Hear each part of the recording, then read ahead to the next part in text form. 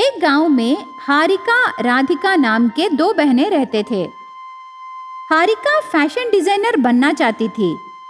राधिका को मेहंदी आर्टिस्ट बनने की इच्छा थी। दो बहनें उनके भविष्य पर बहुत आशाएं रख के गांव में रहने लगे। एक दिन दोनों बहनों की माँ वसुंधरा ऐसे कहने लगी, हारिका बेटी, ये लो तुम्हारे बस टिकट्स। कल ही तुम दोनों शहर जा रहे हो। तुम दोनों की इच्छाओं से मैं सहमत हूँ बेटी, पर कल के दिन ये वसुंधरा की बेटियां गांव वापस आने के बाद पूरा गांव तुम दोनों की आरती उतार के स्वागत करना है बेटी। जरूर माँ, हम दोनों अपने करियर्स में एक अच्छी स्थाई में जाने के बाद ही वापस हम इस गांव में कदम रखेंगे माँ। ऐसे बेटियों से कह के अगले दिन दोनों बहनों को बस चढ़ा के भेजती है। बस में शहर जा रहे गांव की बहनें बस में ऐसे बातें करने लगे, दीदी, हमारी माँ के पास पैसे नहीं थे ना, तो अभी हमें शहर भेजने के लिए उसके पास पैसे कहाँ से आए दीदी? बहन, माँ हमें बाय कहते समय तू माँ का हाथ नहीं देखी ना?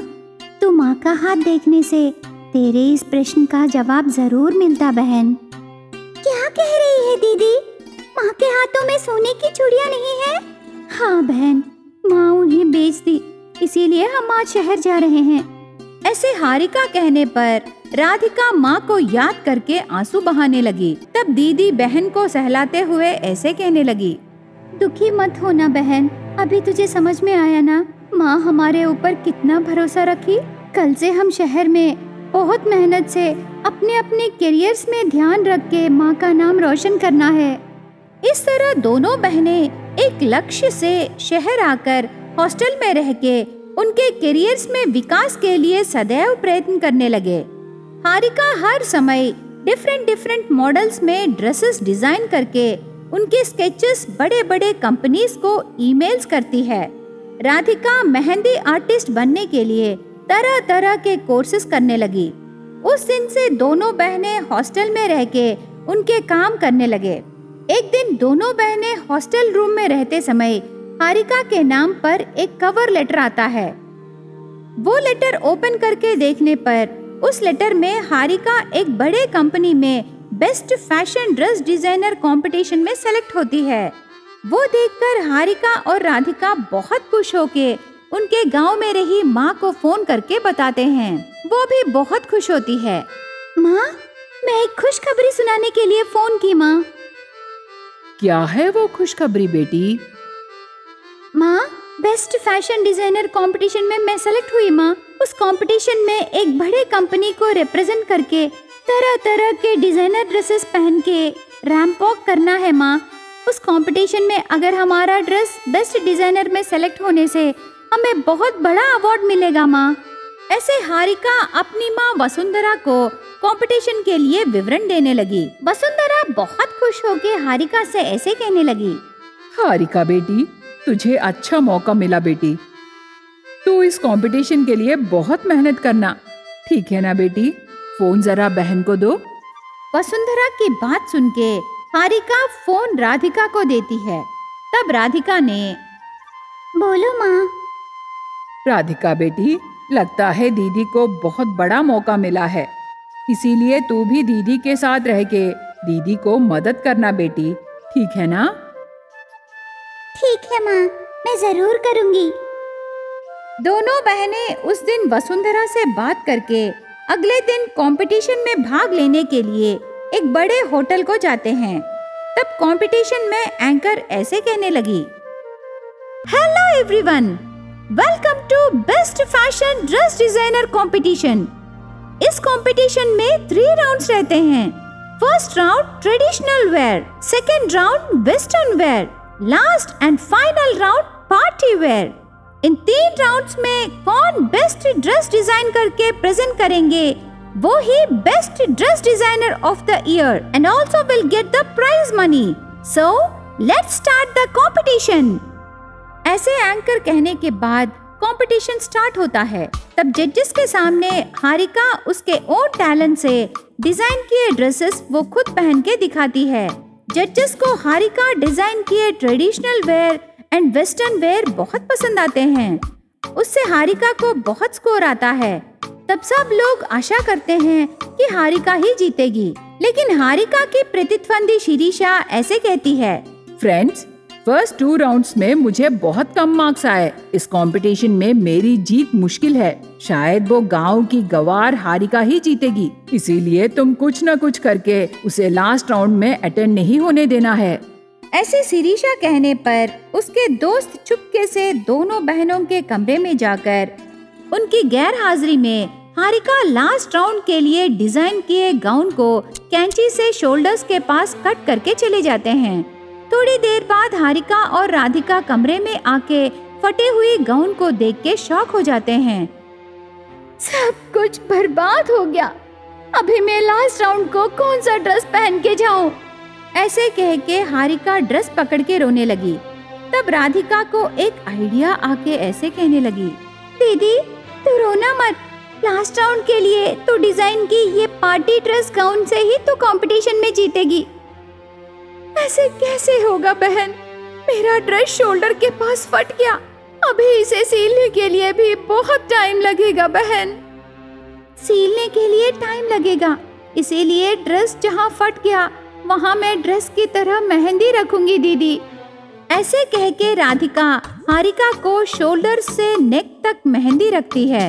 उसके बाद हारिका गाउन पहन के रैंप वॉक को जाती है। जजेस को हारिका का party wear dress with mehndi बहुत पसंद आता है। उससे हारिका को best fashion dress designer award and reward आते हैं। तब की तब मेहंदी आइडिया दिए राधिका को भी छोटा सा मोमेंटो देते हैं। दोनों बहनें अवार्ड्स एंड रिवार्ड्स जीत के उनकी माँ वसुंधरा से मिलने उनके गांव जाते हैं। इतने में मीडिया में दोनों बहनों के नाम फेमस होने पर उन दोनों को गांव वाले आरती उतार के स्वागत करके आमंत्रित करते हैं। अपनी बेटियों की जीत देखकर वसुंधरा बहुत खुश होती है। वीरराजुपालम नाम के गांव में मौनिका और शिरीषा नाम के 2 बहनें रहते थे। मौनिका बहुत होशियार लड़की थी। उसकी पढ़ाई खत्म होने के बाद उसके माता पिता उसकी शादी करने को सोचते हैं। उसके लिए रिश्ते देखने लगे, पर सभी रिश्ते किसी न किसी तरह बिगड़ने लगे। एक दिन रात को घर में सब सोए रहते समय मौनिका अचानक से उठकर इधर उधर घूमने लगी। उसे देख के शिरीषा डर जाती है। दीदी, दीदी क्या हुआ? तो अभी तक सोई नहीं, ऐसे क्यों घूम रही हो? आके सोना दीदी। ऐसे डर डर के कहती है। तब मौनिका बिना कुछ बोले ही आके सो जाती है। शिरीषा बहुत डर के उस दिन रात को वो बिना सोई ही मौनिका को देखती रहती है। अगले दिन सुबह मौनिका हर रोज की तरह नींद से उठकर उसका काम करने लगी। तब शिरीषा ने, दीदी रात को उठ के तू इधर उधर क्यों घूम रही है? क्या रे, क्या बात कर रही है? रात को उठ के मैं क्यों घूमूंगी? कोई सपना देखी क्या? इसीलिए मैं कहती हूँ भूतों के मूवीज मत देखो करके, जाके अपना काम कर। ऐसे कह के मौनिका चली जाती है। बाप रे, क्या सच में मैं सपना देखी? ऐसे सोचने लगी शिरीषा। फिर से उस दिन रात को शिरीषा बिना सोए ही मौनिका क्या करेगी देखने लगी। मौनिका फिर से उठ के घर पूरा घूमने लगी। इस बार शिरीषा मौनिका को बिना बुलाए ही फोन में वीडियो निकालती है। अगले दिन वो वीडियो मौनिका को दिखाती है। अभी बोलो दीदी, ये मेरा सपना है? तुझे कुछ हुआ दीदी? मुझे तो बहुत डर लग रहा है। मैं मम्मी पापा को बता दूंगी। ऐसे शिरीषा कहती है। तेरी मर्जी बहन, पर आज रात को देखते हैं ना, ऐसे मौनिका कहती है। उस दिन रात को शिरीषा और मौनिका बिना सोए ही जगे रहते हैं। ठीक आधी रात को 12 बजे होने के बाद मौनिका चुपचाप बैठी रहती है। शिरीषा को शक होके, दीदी, दीदी क्या हुआ? ऐसे बुलाने लगी, पर मौनिका कुछ नहीं कहती।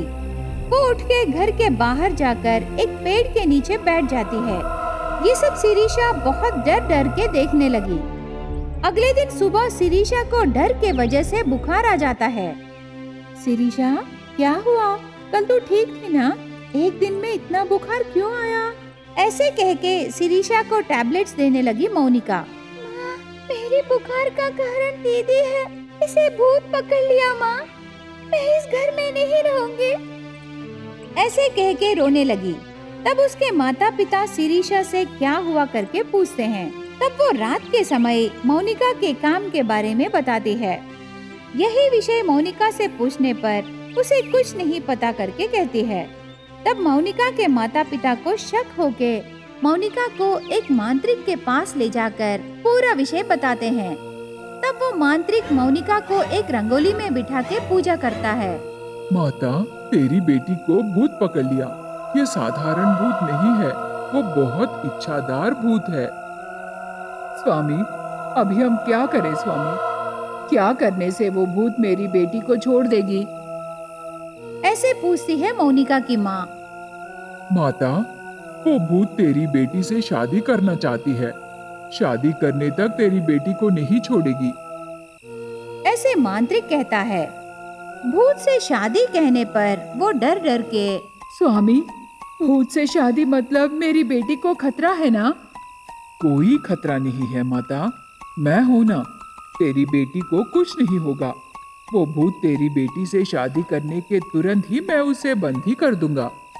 ऐसे कह के भूत से मोनिका की शादी करने के लिए राजी कराता है वो मांत्रिक। एक अच्छा दिन देख के मोनिका को उस मांत्रिक के पास ले जाते हैं। वो मांत्रिक को दुल्हन की तरह रेडी करके भूत को बुलाने का पूजा करने लगा। पूजा करते ही एक भूत आकर मोनिका के बाजू बैठती है। मांत्रिक पूजा करते समय भूत हंस के आज मेरी इच्छा पूरी हो रही है, ये लड़की मेरी है। ऐसे कह के मंगलसूत्र लेके मोनिका के गले में बांधती है भूत। शादी हो गया ना, तेरी पत्नी को ले जा। ऐसे मांत्रिक भूत से कहता है। तब मोनिका की माँ ने, ये क्या स्वामी, आप बोले शादी के बाद उस भूत को बंदी कर देंगे, लेकिन आप तो उस भूत के साथ मेरी बेटी को भेज रहे हो। तब उस भूत के वेश में रहे एक लड़का पर्दा निकालकर हंसते हुए, मैं भूत नहीं हूँ। हम दोनों एक दूसरे से प्यार किए, लेकिन आप तो मोनिका के लिए शादी के रिश्ते देख रहे हो। ये विषय हम आपसे कैसे कहें हमें पता नहीं चला, इसीलिए हम ये नाटक किए। ये मांत्रिक के वेश में मेरा दोस्त ही है। तब मोनिका उसके माता पिता से माफी मांगती है।